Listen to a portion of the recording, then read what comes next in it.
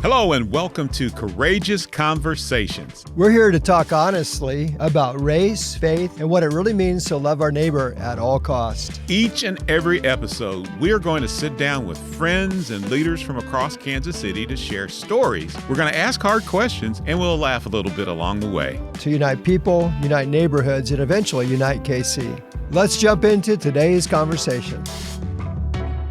Well, hello, good morning, good afternoon, wherever you are. This is Ray Jarrett, and I'm here with Gary Kendall, and you've joined another episode of Courageous Conversations.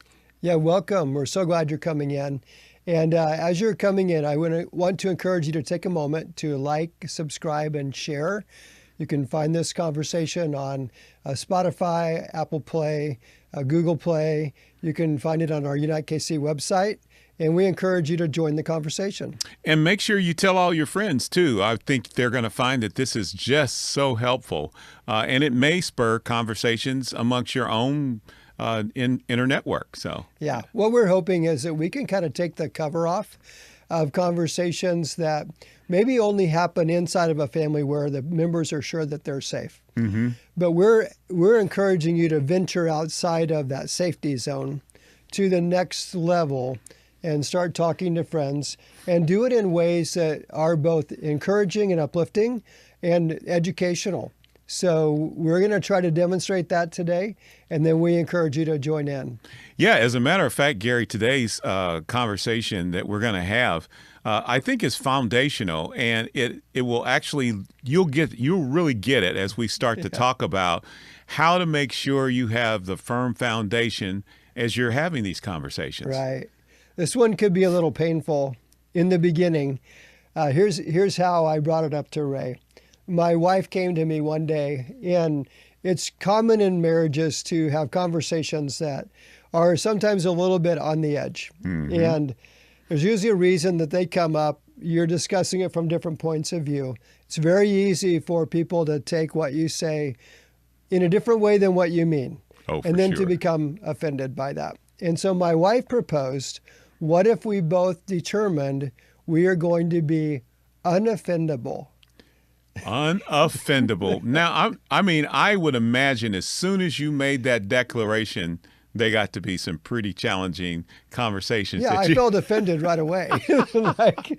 Why are you saying that to me? Right? Right. Yeah, right. But as we began to talk about it, she made some really good points. And so I thought if we could take that same kind of conversation to the level of relationships around culture, around race, even around politics, like what if we truly could become unoffendable? And then what would be the benefits of that?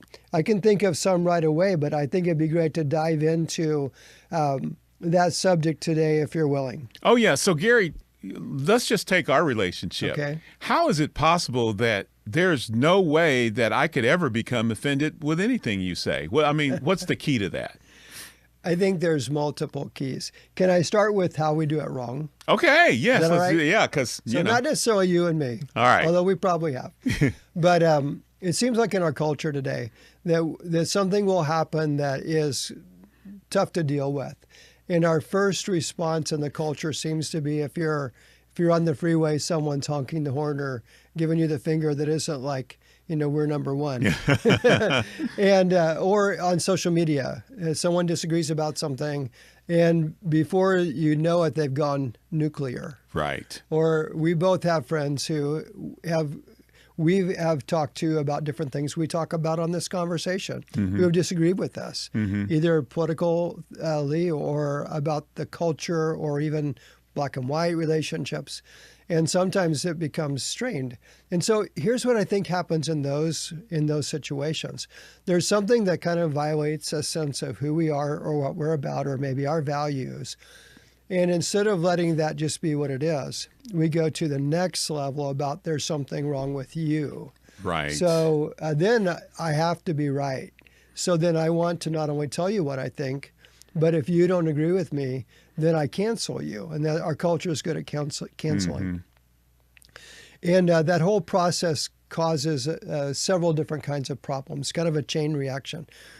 One thing I would say is that sometimes Christians are guilty about this as much or more than people in the world. For sure. and they'll hide behind what I might call righteous anger. And maybe there's a sense of justice that something kind of got violated that shouldn't have. And then they'll think, well, Jesus turned over the tables of the temple, and he was righteously angry, so I have the right to be angry. But, as I go back and look at Scripture, and this is what my wife was pointing out to me that day, she said, I don't see anywhere in Scripture where anger ever solved anything. Right. There's really nothing good that came from it. In fact, there's a scripture that says that the man's anger does not work out the righteousness of God. That's really good. And so I think that the very first thing we want to do is be honest. So if you say something I don't agree with, or if you say something that feels hurtful to me, I have an honest response, but I don't take it to the end zone. I might say to you, I don't know if I understand that, or I don't know if I agree with that, or I don't, that feels like maybe a bit insensitive or something like that. That's fine as a statement. But then if we take it further, and now I'm saying, and you always act that way, and that's the way you always think. Right. And all of a sudden now I'm taking something that was legitimate, and now I'm extrapolating that to the point that I've now made you an enemy. But I think there's a lot of other things that are hiding behind what we might call righteous anger, like ego and control, the need to be right, etc. And we've kind of grouped these things together, like I have a right to be angry if someone offends me. Right. And so what if we determine to be unoffendable? Gary, you brought out a really good point, and I see this a lot, which is the whole extrapolation. Yeah. So you go, well, man, I just think that trucks go too fast on the road. And then since I drive a truck, I said, are you saying that I drive too fast? Right. And you didn't say that at all. Right. And you and I had, as a matter of fact, just recently heard about a relationship that we thought would last forever. Yeah. And now they're no longer friends. And I just wonder what went into that. Not even talking to Not each even other. speaking with each other. And we both know them, and they were just fast friends. And it's just, it's a sad commentary, and especially since they were both believers, Yeah. So I wonder, Ray, if we could determine that we're going to become lovers of people, and that we're going to become learners about life. And then if we applied that to all of the different conversations, like what if you said something that kind of struck me a bit funny, my answer was, well, tell me more about that. Because I care about you. Right. I'm interested in what made you say that. I don't have to say in the beginning, I disagree. Right. Tell me more. I want to hear more about that. Like, yeah, go a little further on that. Then if we bring love and learning into every relationship that we have, it's building a bridge there that we can both walk across in different directions. We could even change our position, perhaps.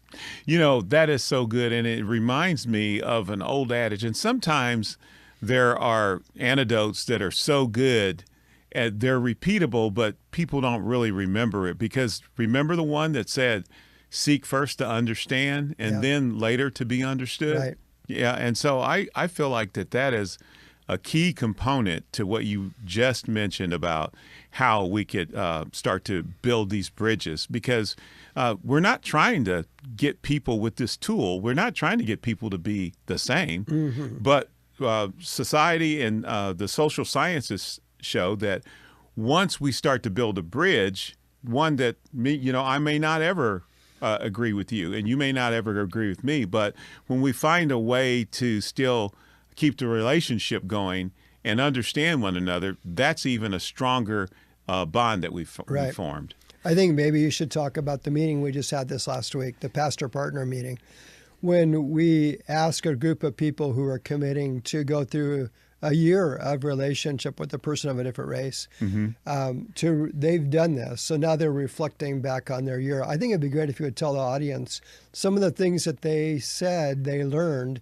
and some of the conclusions that they reached. Yeah, there was one particular relationship, and this was a white-black partnership. And the first thing, and it shouldn't have shocked me, I was actually a little embarrassed, but the person who I thought would have had a certain political bent had the opposite one, I and his remember. partner had the right. one that I thought, oh, he certainly will. Exactly. And so they started talking about, though, that when they started their relationship, the foundation of it was that they respected one another and they respected one another's opinion. And then that led to them actually, and they used this term, we started liking each other. Right. And we wanted to spend, so these are pastors who, if you don't know anything about a pastor, these are the busiest people on earth. So, but they take each other's calls whenever they call and different things like that.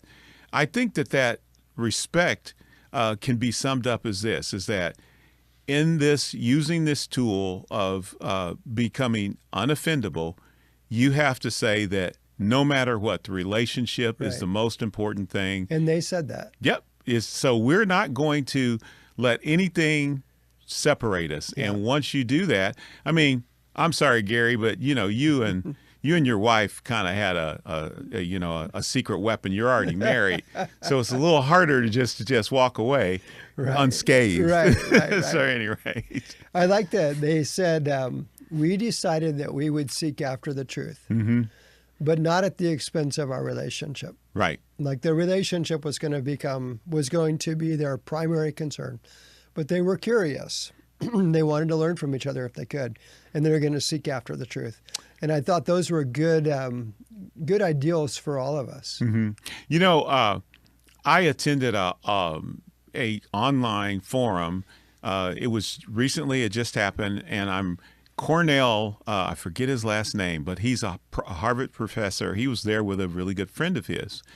And they were talking about this subject, and they also mentioned that while seeking the truth, that another key component was, I'm going to have this discussion with you, but it's not my job to try and change your mind. Right. So we're going to seek the truth. And if you change your mind, that'll be through your own reflection. Right. But I'm not going to seek to change your mind, because that creates more of that adversarial relationship thing that we talked about just a second ago. And I would add to that the need to be right. Yes, Because for sure. I think that conversations can be wonderful if they're bouncing back and forth like two people playing ping pong. But if one person has to slam the ball every time and always win, or always be right, at some point the other person's going to go, I don't like this game. Yeah, I'm done. Yeah.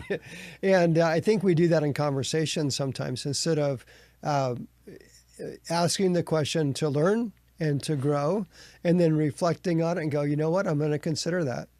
You don't have to promise you're going to change tomorrow, but I'm going to consider that. Thank you. I appreciate the fact you shared with me something important to you. Now I've learned and I've grown, and I probably have made a friend. Yeah. Ray, you probably remember this in high school. I think was the first time that I saw this, but I had a teacher draw the Johari window. Oh, on the chalkboard. We had chalkboards instead of whiteboards in those days. That's how old we did. I am. That's how old I am too. Yes, and so it looks like four squares on top of each other, and if you go across the top, it says things that I know and things I don't know. If you go down in the side, it's things you know and things that you don't know. Right. And then if you look at the squares that are the closest to each other, we both know some things. But there are some things that I know that you don't know. There's some things you know that I don't know. And then there's a whole square at the bottom that's things neither of us know. Right. So the sad truth of that is 3/4 of everything, there is at least some bit of the unknown. That's a good point. That's a really good point. And if we could keep that in mind in our marriages and the conversations that we have, there's probably more that's unknown than is known. And then we don't have to get on a soapbox. We don't have to win every conversation. We don't have to bend arms. We don't have to control. Then we become actually, when I'm acting in that way, I'm actually advocating for you. So I'm trying to help you understand some things maybe that I know that you don't. Right. Now you might say, oh, well, I know some things you don't. And then we both grow in that process, provided we don't become offended in the middle of it because we disagree about something. Most recently, I have heard so many reports, and I've had so many people want to talk to me about this, but when Charlie Kirk was murdered, there was so much of this taking a side, really having these heated conversations. Right. And we know for a fact, had people value the relationship more than their position, and then been willing to listen and not try to change the other person's mind, there wouldn't have been such a fallout of relationships. Yeah, I know churches that really had a big rift over that. Mm-hmm. You know, sometimes we want to make a person an angel or a devil. Mm-hmm. You know, and the fact is we're all somewhere more in the middle. That's right. That's right. And then we want to take a truth and make it an absolute truth, Mm-hmm. when there are some things that are generally true, but not true every time. There's more of a nuance. And I think that one of the things that's happened in our culture, and it happens in political circles, that's certainly happened with Charlie Kirk, is that if you were going to be an advocate for Charlie Kirk, then you couldn't even hear how maybe some of the things that he said were offensive to the black community. Mm-hmm. And there were things that were offensive. And I don't know that he meant to offend. I don't know that probably not, because of the kind of person he was. Mm-hmm. But he took positions that you could have a different view on. But there were some people who couldn't even imagine that he would have ever said anything that was hard to hear. Right. But then there were other people who, like, everything he said was wrong because they were focusing on the things that they felt like were offensive. Yeah, and in this day and time, it is so important. That whole concept of seeking the truth is so important because there's so much misinformation out there. If you're listening to memes and videos on the web, it becomes even more important that I can share with you, I don't know that this is right. This is what I found out. Hey, why don't we check this out together or whatever? And it may bring a clearer understanding that we can bring to the table, or take forward rather, because now we've both had this commitment to the truth, and I'm not just stuck with what I know and the algorithms that I face, and you're not stuck with the ones that you face. But now we've gotten to the bottom of it. So the first time that I had a black friend, it was within days of the murder, say to me, a lot of the things I heard were really offensive. Mm-hmm. I didn't challenge them like, oh, well, you heard wrong. Right. I said, where did you hear that? Mm-hmm. And they told me. Then I went on ChatGPT and I started looking up different speeches, different things that were said. I found out a lot of what they said was true. Mm-hmm. And, then I thought about, okay, if I put myself in their shoes, I can see how this could feel, like it was dismissive or overly generalized, et cetera. And again, I'm not trying to make Charlie Kirk look bad. All I'm saying is, I think if we could take a more nuanced approach to say, and not everything Gary Kendall says, is going to be 100% right. You should check out the things I say. Go if I say something, you should check it out if you disagree. But I think that kind of learning from each other would be good for all of us. Less polarization, more willingness to understand the nuance of things, and be a better listener. Mm-hmm. Well, I'm going to just kind of go over some of the points that we made, and then I'm going to turn it over to you for like a final word. But the first thing that we talked about was making sure that we were both committed to the truth. Right. And finding that and seeking that. The other thing is that the relationship is the most important thing. If we decide ahead of time that going forward, we're never going to let this relationship dissolve because of disagreement. And then the third thing that we mentioned was, and it's so important, is that during these discussions, my objective is not trying to get you to change your mind. Right. It's just really that we can understand each other's positions. And I want to let you be you. That's like, right. I want you to be the best you can be. I don't need you to be a clone of me. That would be a terrible thing. I want to let you be all you can be. So I'm really curious to learn how that you, in your views, in your life, in your experience, can enrich mine, and vice versa. I'll go back to something that about a month ago. I went to where George Floyd was murdered. And I was in Minneapolis, and I had a little bit of free time. And so I went down to this memorial that's there on the sidewalk where he died. And it was really meaningful and emotional to stand there in that place and remember what happened on that curb. And one of the things that I didn't know was going to happen that day, that it was just a serendipity, was there was a guy there who was the chaplain at, let's see, the Salvation Army. Yes. And so this particular chaplain knew George Floyd very well. And he told about the relationship he had with him, and it some very intimate details about their relationship over several years of time, and which painted him in a completely different picture than what the press had painted George Floyd. He's a big man. Yes. And he had a big presence too, but the way the chaplain says it, he loved God, and he was on a search to grow as an individual. Now he also fought addiction, so that was a part of his story. But the nuance that he brought to, like personally knowing him and the relationship and how that they treated each other like that, just brought a whole new intimate knowledge in my life compared to the things I saw on TV, things I read in the press, things that other people even said about that event in time, because someone had firsthand knowledge. Right. I really wonder how much we're taking our cues from media that might be biased, media that might not even know the personal story. I mean, we hear so much on the press today, from the internet, from TV, from everywhere. There's always talking heads like us. Yeah. And we hear things and just take it as if it's the truth. And I feel like that one of the things that we could do that would be a blessing to others and to ourselves would be to receive it, to think about it, process it, pray about it, study a little bit more instead of just reacting really quickly. It seems like people go nuclear. They go from 0 to 60 really fast and make a lot of assumptions along the way. And without really taking the time to do thoughtful research, thoughtful processing, praying about things before we speak with such conviction that we're always 100% right. Right. I'll end. I said I was done talking, but I got one personal story that I think would really illustrate how we want to be, how we would want to feel in the end with all of this, especially the commitment to the relationship. So I have a friend in Oklahoma City. His name is Lee Rowland. I know Lee. And we went to college together. We rode around together. We played ping pong. We just did the whole thing. We were really good friends, still are really good friends.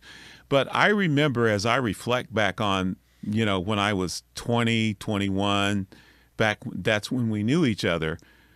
Oh my gosh, Gary, I'm glad that there wasn't video cameras around then to see some of the things I said and did and some of the opinions that I had. And so we would have these vigorous debates about it, and he would go, Ray, you're my crazy friend. But what was most important to both of us was the relationship. And so now, years later, when I look back and I go, oh my gosh, why is this guy even still calling me friend? I realize that that's the way I want to make sure that I present myself to other people, is that I'm unoffendable. Yeah. And that all these years later, he has this positive, he has this positive recollection of myself, and that I don't even have. Yeah. But if you're unoffendable, the relationship is the most important thing, and you can go on for years. We've known each other 30 years. Yeah, that's beautiful. Yeah. So I have a story too. Okay, do it.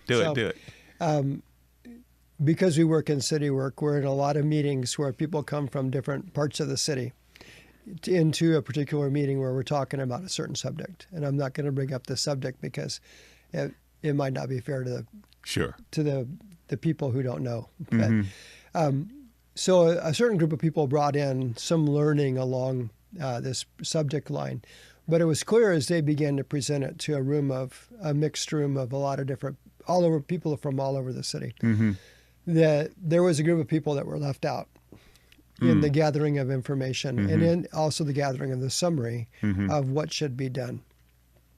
So the people who were left out began to raise this issue. We were left out, which is true. But it didn't stop there. What happened was we're very offended that this took place, and this always happens. And it's just one more time. Oh, boy. Yeah. And the meeting, which had been moving along, progressing in a very positive way, just ground to a stop because no one really knew what to say or do after that. No one wants to offend anybody. Sure. And the plans that were going to be presented now appeared to be completely off base because they probably weren't completely off base, but it looked like that now after what had just happened. So that would have been hard enough if it stopped there. But then the people who were presenting, some of them felt offended because they felt their work was being unappreciated or they were being rejected. Right. And then it became kind of almost tit for tat. Now, it didn't dissolve to that level. But it was hard to, like, everything really ground to a stop. And there were a lot of plans for the next meeting and the things that were going to happen in the future. So there never has been a next meeting after that took place. Now, when you think about that, I do wonder if a person can say, I feel left out or I feel misunderstood without going to the point of saying this always happens, or you're completely wrong. Because if you can say that, by saying that without implying the other person's always wrong, now when you leave that open, the other person can then say, I'm really sorry. Exactly. Like that shouldn't have happened. You know what? You're right. And I apologize. And then you have a knitting together that can make this relationship stronger and perhaps pull off something that can be done together. And it really happens by not trying to take it to the end zone, by just leaving it at the truth. And it's an awkward silence, but the other person can say, I'm really sorry. I see your point of view. That shouldn't have happened. Yeah. And I wonder, as we're having this conversation and you were telling your story, and I was just thinking, I wonder with the listeners who are tuning in, is there a person you might need to go back to? Maybe it's not too late to go back to a person and say, you know what, the last time we talked, it ended awkwardly. Can I just say that I'm sorry for my part of that? And I really value you as a friend, and I'm willing to try again.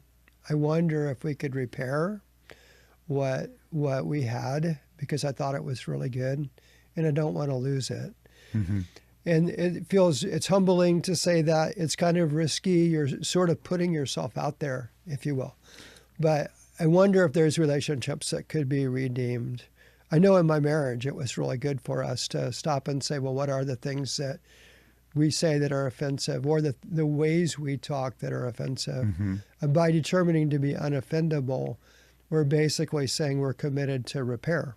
We're committed to restore.